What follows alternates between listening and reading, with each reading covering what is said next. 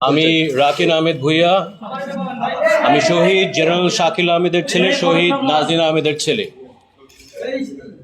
পিলখানা হত্যাকাণ্ড যে পরিমাণ ষড়যন্ত্র হয়েছে, 57 দেশপ্রেমিক সেনাবাহিনী অফিসার হত্যা করার জন্য, শুধু বাংলাদেশ সেনাবাহিনী ধ্বংস করার জন্য না, বাংলাদেশ রাইফেল ধ্বংস করার জন্য না, বাংলাদেশের সার্বভৌমত্ব ধ্বংস করার জন্য।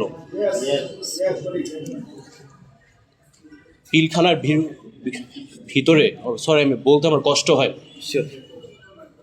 যে পরিমাণ মানে আমার বাবা মাকে কেমনে মেরেছে আমি বলতে আমার বুকটা ফেটে যায়। আমাকে অফিসার বলেছিল, বাবা তুমি তোমার বাবা মার লাশ দেখো না, তুমি নিতে পারবা না বাবা। দেখতেই পারি নাই। যে নির্মমতা, যে বর্বরতা আপনারা কল্পনাও করতে পারবেন না। এটা আপনাদের বাবাদের সাথে হতে পারতো।